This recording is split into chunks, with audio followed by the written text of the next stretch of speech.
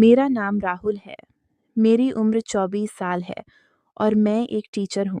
वैसे मुझे पलंग कुश्ती में बहुत गज़ब की दिलचस्पी है और इसलिए मैं कामुक कहानियों का भी बहुत बड़ा फ़ैन हूँ। मुझे इस पर आंटी और शादीशुदा औरतों की घटनाएँ बहुत अच्छी लगती हैं और वो मेरा मामू खड़ा कर देती हैं। और इसी कारण मैं कोई ना कोई रास्ता खोजता रहता हूँ कि कोई मिल जाए, तो मैं उसकी जम कर ले सकूँ और अधिकतर समय किस्मत से मैं सफल भी हो जाता हूँ। एक दिन मेरे छुपकर सिगरेट पीने से ऐसा ही कुछ हुआ। उस रात को 9 बजे मैं सिगरेट लेकर एक ग्राउंड में चला गया। वो एक कॉलेज का ग्राउंड था और रात में वहाँ पर कोई भी नहीं आता-जाता और वहाँ पर अंधेरा भी बहुत रहता है।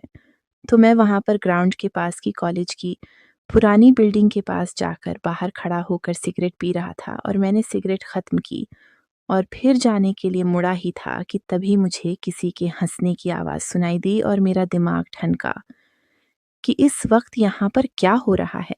शायद हो सकता है कि कुछ बाहर के लड़के जुआ खेल रहे होंगे। लेकिन फिर किसी लड़की की भी हँसने की आवाज़ आई और मुझे समझते देर नहीं लगी कि यहाँ पर खुदाई का प्रोग्राम चल रहा है और मैं तुरंत दबे पैर उस तरफ बढ़ा। तो मैंने वहाँ पर देखा कि 2 लड़के मोबाइल की टॉर्च जलाकर एक लड़की के साथ थे और वो उस लड़की को कपड़े निकाले थे और वो एक-दूसरे से बहस कर रहे थे कि लेटाकर कैसे होगा? यहाँ पर बहुत कंकड़ है और ये बड़े घर की लड़की है बिस्तर पर लेटने वाली तो। दूसरा बोला कि अरे तो क्या हुआ करते वक़्त, कंकड़ बिस्तर से ज़्यादा मज़ा देगा और वैसे भी कौन-सा ये पहली बार यहाँ पर कर रही है। फिर मैंने सोचा कि अगर मैं अभी बीच में गया तो गड़बड़ ना हो जाए या यह कोई हथियार लिए हुए तो मैं क्या करूँगा? और फिर मैं थोड़ी देर वहीं पर रुका रहा।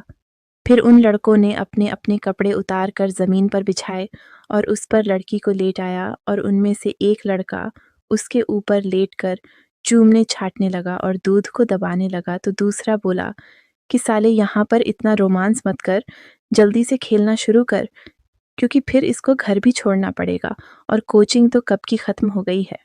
तो मैं समझ गया कि यह लड़के अपनी क्लास की किसी लड़की को फँसाकर कोचिंग से खुदाई के लिए लाए हैं और मैंने सोचा कि मेरी आज की खुदाई